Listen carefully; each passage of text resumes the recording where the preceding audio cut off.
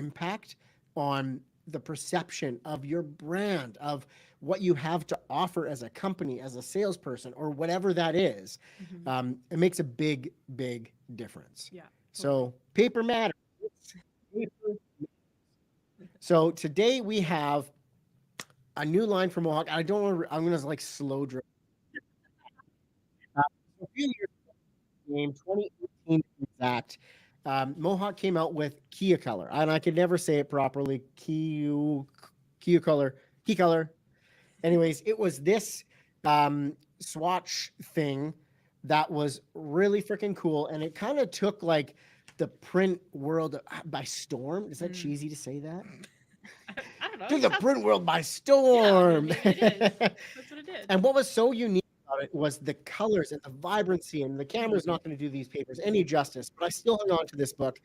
So along came COVID and a whole bunch of other supply chain issues, and Kia Color died a slow death.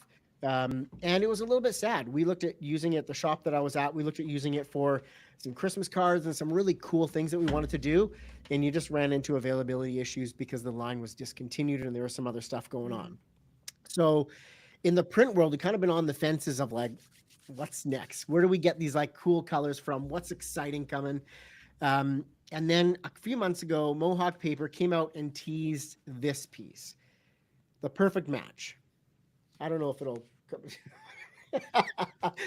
The perfect match was a really unique piece because it introduced really cool textures, Yeah. fun paper colors, and paired it up with I think the artist was Thomas Hines, but really funky, work like wild illustrations and artistry Hmm. and shapes Die and cutting. Yeah. textures, die cuts, tactile stuff. Hmm.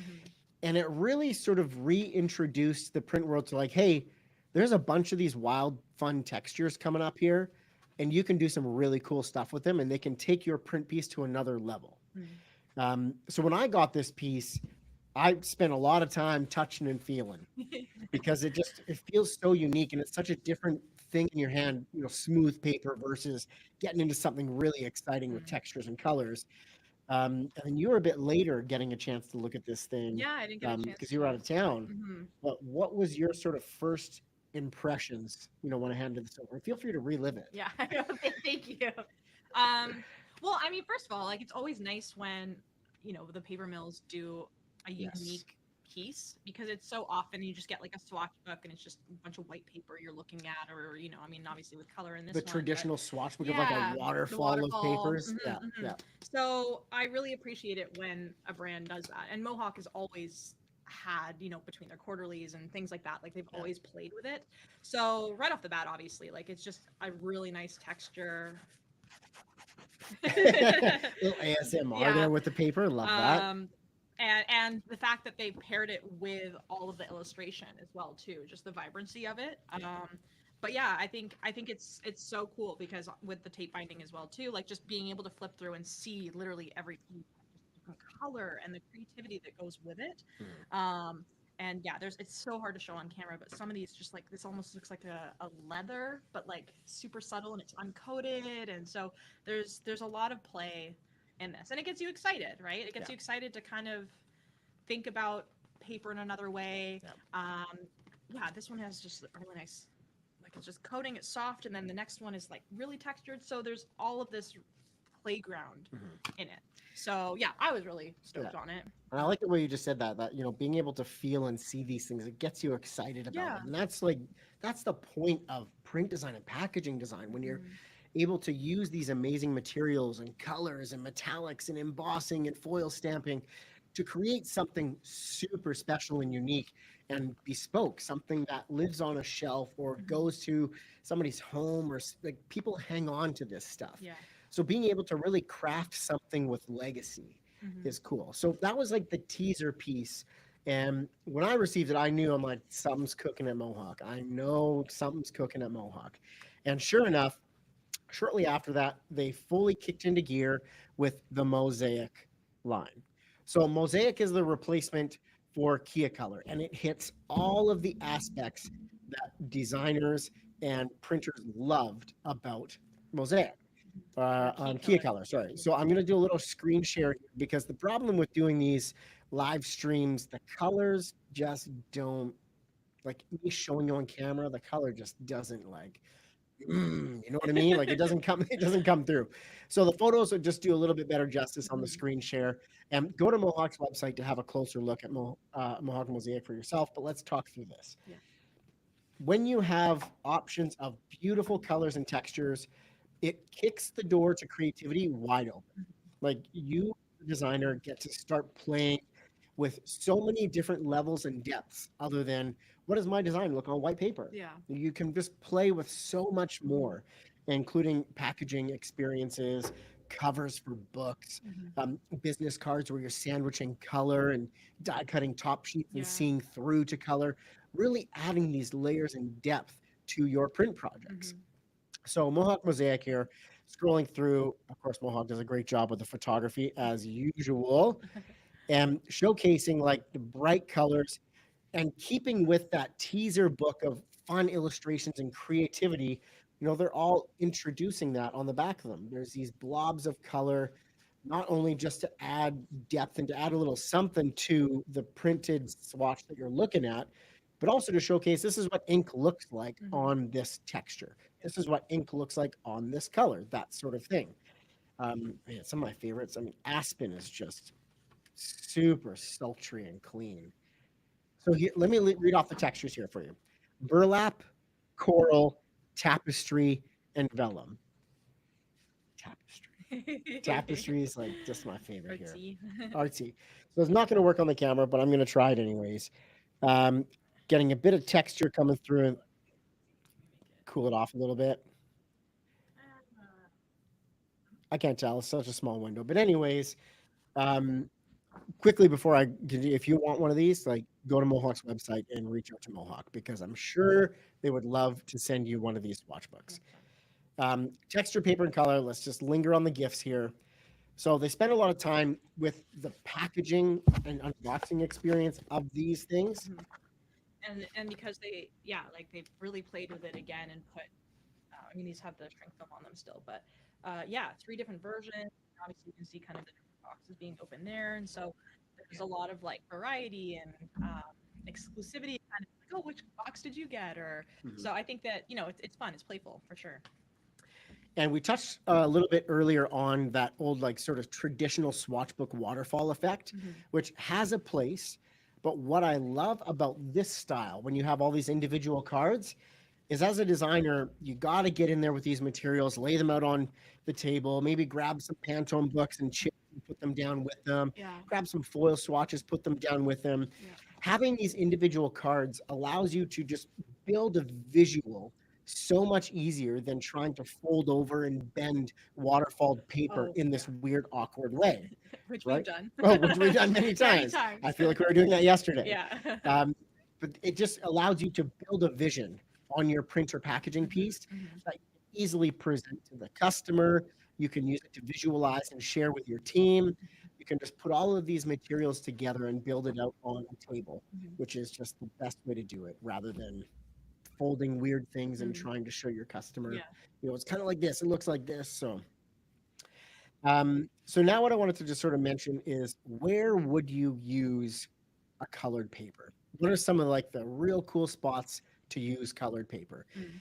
Now, as a designer, you'll appreciate that you could kind of use it anywhere because it'll create something unique anywhere you use them, whether it's lightweight for text pages, cover weights for covers, Yeah. divider pages in printed books, things like that.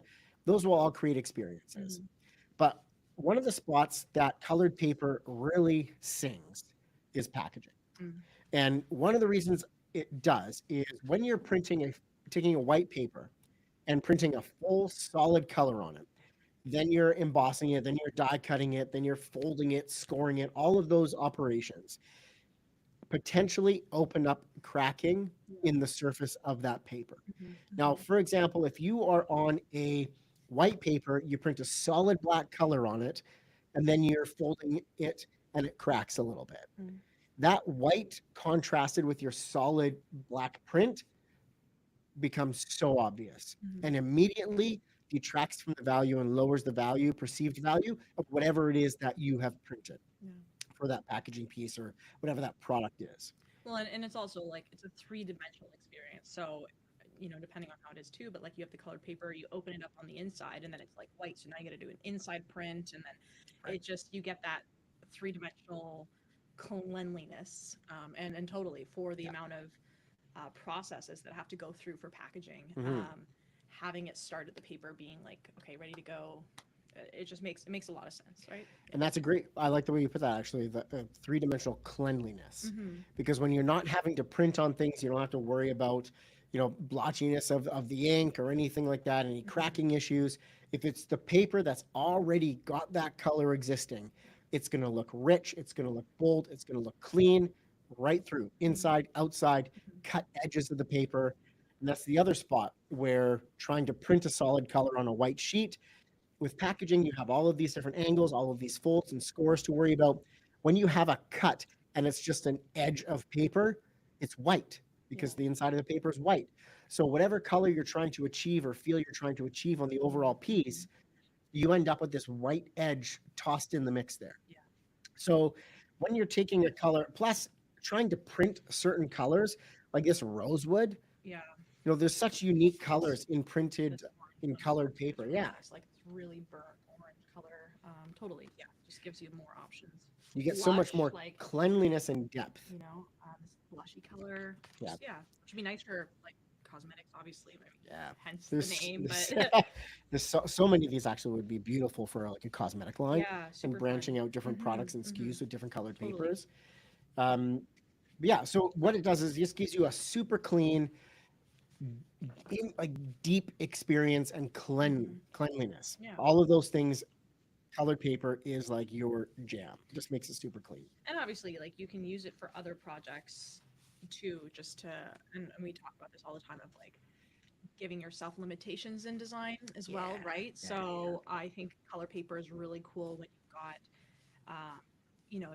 if you had like this one maybe it's kind of this like latte brownish whatever color Mhm. tan. If you printed photos on it, like obviously it would feel a lot muted, but it could look really really cool and earthy and Yeah. and then doing just like limited amount of colors. With those limitations, you can create something that's like really modern and funky and artsy. Yeah. For some cool brands like I don't know, like skate stuff. Sometimes like it could be Yeah. kind of fun just to go a little like that, or but yeah, I don't know. There's options. There's options when you start with a unique thing, and then the inks that lay on it too. Like you just start creating new colors with replacing Yeah. your whites and stuff. So Yeah. it's just a lot of fun to experiment with. If you get the opportunity with an awesome client and all of that stuff, or just print some stuff for yourself, right? Yeah. But yeah, like I think that it's cool to be able to play with it for sure. And actually, one little hack on sort of the seeing what paper does and how it affects things. We have a cool little uh, collaboration. I was going to say connection, but it's not the right word. A collaboration piece that we did with Mohawk, Yeah. showcasing different colored papers with the exact same images printed on them, Mhm. showing you how it shifts, how it changes the mood, the feel, Yeah. the vibe of your piece, coming out in the next week or so.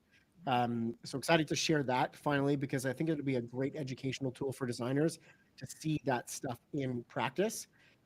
Um, yeah, so awesome stuff. If you want to get your hands on these so you can actually touch them and feel them for yourself, Mhm. reach out to your local paper rep wherever they are in your area. There's paper distributors. Spicers is a huge one. Reach out, find your local spicers, or just reach out to Mohawk directly and find out where or how you can get your hands on a collection, Mhm. one of these Mosaic swatch books, Yeah. because they're awesome.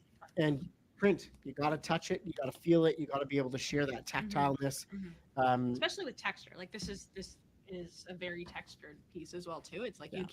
you can't look it on the screen. So when you're designing in the world of texture, you can't do it digitally. no. Straight up, you just can't do it digitally. So yeah, that is Mohawk Mosaic.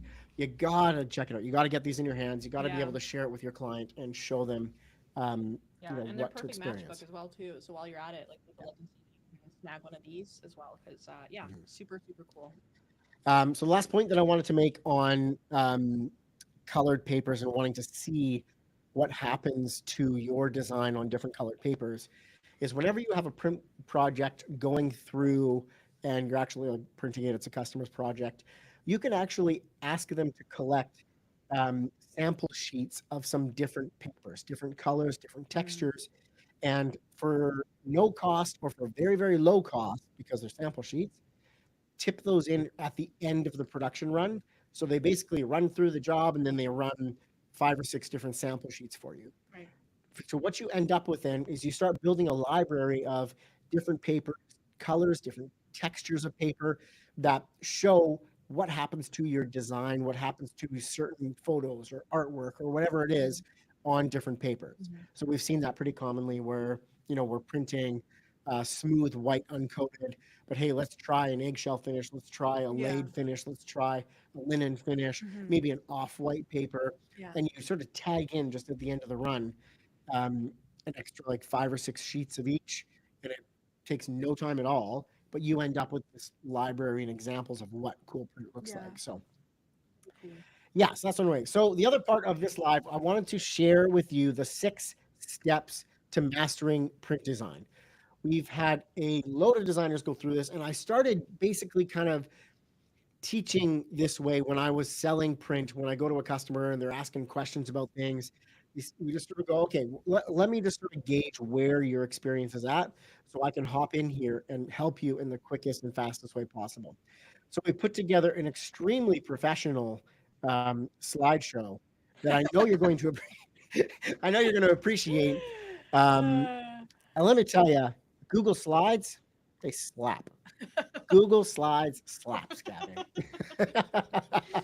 Add animations, all whatever you want to do. Anyways, 6 steps to mastering print design, um, or layers, right? Because layers, designers, it's a design term, and they build on one another. So it is layers, but we said steps because we needed to preface it with this extra. Anyway, so what I'm saying is, getting into it, the first layer of mastering print design is understanding the terms and the types of print.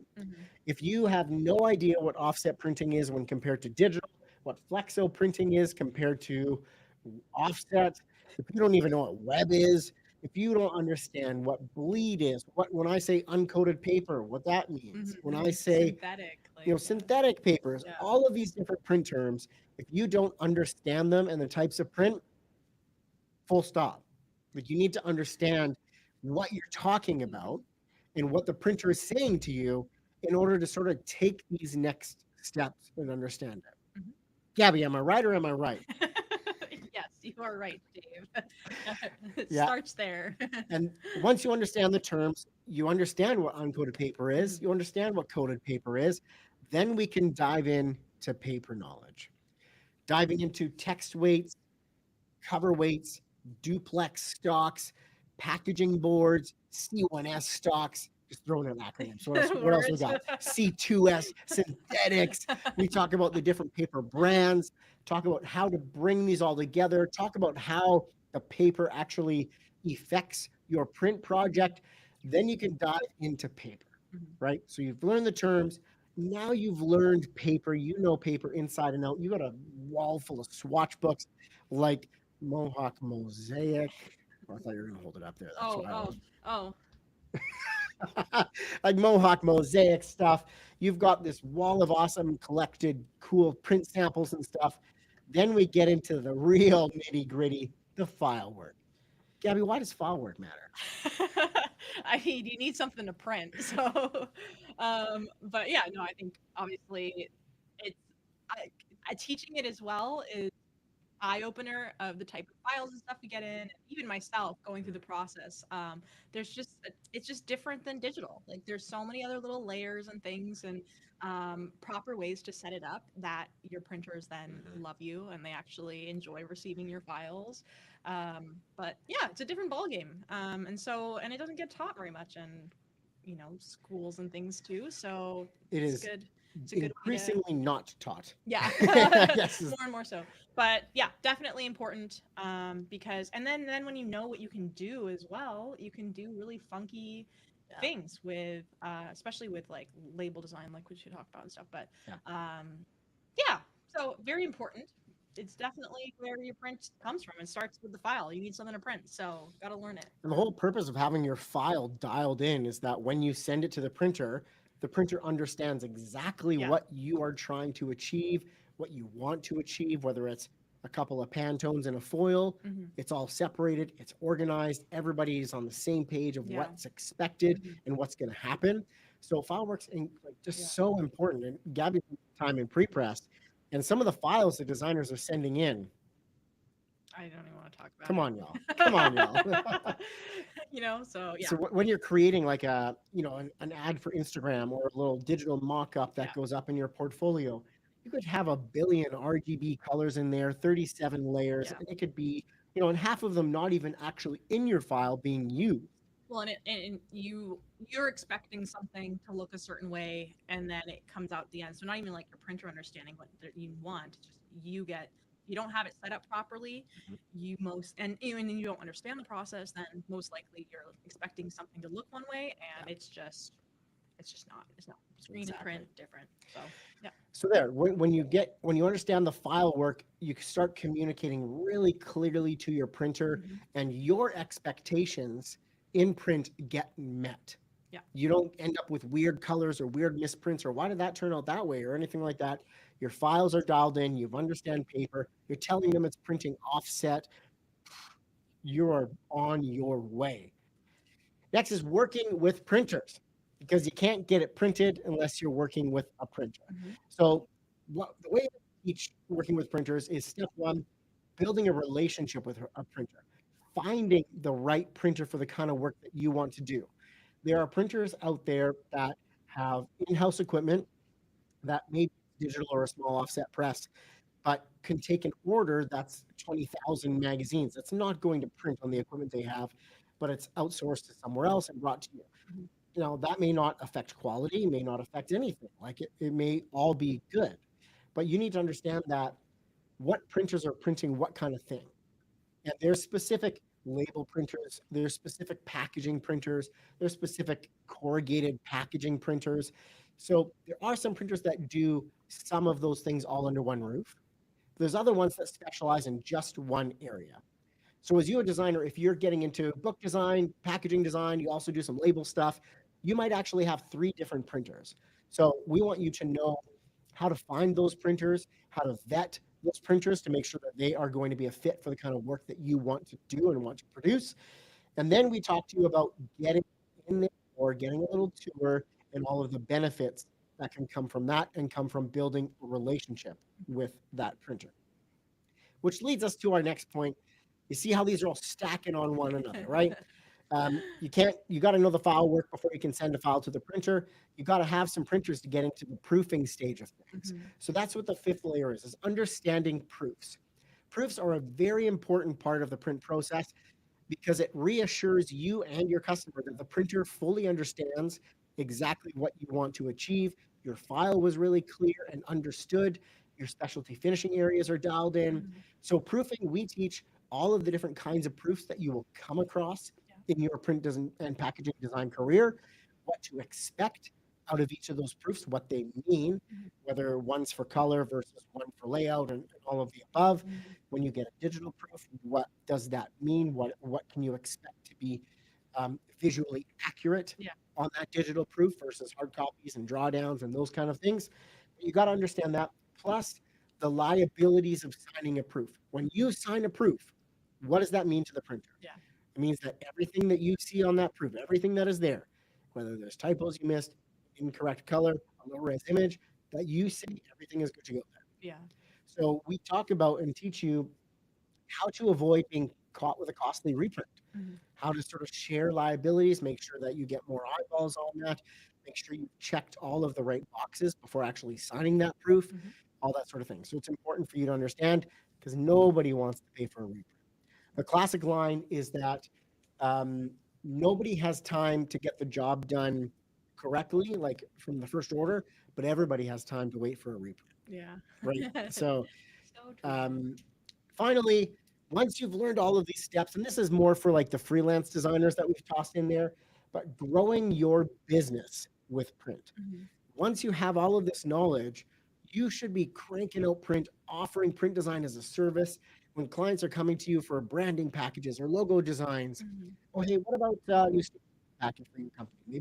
Maybe a brochure, maybe all Mhm. these bits and pieces Mhm. in print. You can take those on too. So adding that as a service, increasing your revenue from that extra service, plus managing that print Yeah. project. There's making some extra dough with like potential markups on print projects. We even talk a little bit about trade printers in there, what they are, and the applications where trade printers fit versus where they're Mhm. not a fit. Mhm. Um, and just sort of growing your business with extra revenue from the unique opportunities that print and packaging design offer. Yeah. So you see, we've done this really good, right? How these layers build on one another. Types of print and terms, got to know what you're talking about. Got to talk the talk before you can get into the game. All about paper. So understanding uncoated, coated papers, the differences, what works with what paper, what Yeah. doesn't work with Yeah. others. Files, that's right from setup, designing, organizing your layers, and exporting for print so that the Mhm. printer gets everything that they need and it's all dialed in. Diving into working with printers, so how to find the right printer for the kind of work that you want to do, Mhm. and cool things that you can do to build a relationship with that printer, even before printing a job with them. Yeah. Build a collection of cool samples and swatch books Mhm. from that relationship. Getting into proofing, what to expect in proofing, what to look for in proofing, and avoiding costly liabilities of reprints in proofing, and then growing your business with print. Now, all of these things apply to the freelance designer, but where we've been sort of doing some behind the scenes work here is doing a lot of work with in-house designers. Mhm. So if you have a design team, maybe even a project management or a marketing team that just needs more understanding of the entire print world, from how to pick the right materials to understanding when they're talking with printers what they're talking about, Yeah. getting accurate quotes from printers, Mhm. write down a file setup, and communicating with printers, looking over proofs. Um, Email us, Dave at printdesignacademy.com. That'll go directly to me, and we can sort of see where print design could fit and help your team, and become a training resource for your design team, for your marketing team, to sort of get them caught to speed in this print world, whether that's packaging, whether that's books and brochures and more traditional print, or even labels, getting into labels for breweries, craft beers, Yeah. cosmetics, wherever a label could go, food labels. Yeah. Um, there's a lot of alignment in the fundamentals. Mhm. And then we've got expertise in all of those different areas that we can really boil down to with your team to help them master that game of print design, and just let us become a training resource for your team to lean on, and so we can help them out with putting together some awesome print. Totally. Lots to go over, lots to learn, and just like make sure. And it's a good refresher course, even if you think you know print and things. There's always something else that we've learned that people are like, oh wow, I didn't know that, or oh Yeah. gosh, I've been in the game for this long, and so yeah, we like to help people along the way. Yeah, it's a great point. Like beginner designers, like for sure, you need some extra print design training because it's Mhm. likely you didn't get it in school. And unless you have a dedicated studio member who is teaching you and walking you through this process that has years of experience, you're going to miss the mark. Now, if you have been in the game a little while, but not sort of keeping in touch with it all, there's a lot of new cool print tech out there, a lot of cool print processes that you can take advantage of to create something really spectacular. And we talk about all of that. We teach all of that stuff in these layers and within our private community. So if you're interested in that, hit us up, davidprintdesignacademy.com. Hook you up with some bonuses and special offers and other presentations and such. Printdesign Yeah, we'll do that. We're going to use a fun little effect that we've got right here. This text, right? Yeah, yeah, yeah. Show that. Yeah. Printdesignacademy.com. That's where you can go and find out more information about us and what we offer. So, action steps at the end of this. Number one, contact Mohawk or Spicers. Get your hands on Mohawk Mosaic swatch books because they're freaking awesome. They feel cool. There's brilliant colors there, Mhm. and it will be an integral tool in helping you build out incredible print projects. Step two, reach out to us. Go to printdesignacademy.com, email us, connect with us, and let's talk about how we can help you or your team master print and packaging design together. And that's it. Hit that 30-minute mark. Boom. We out. Thanks for your time, everybody. See See you ya. next week.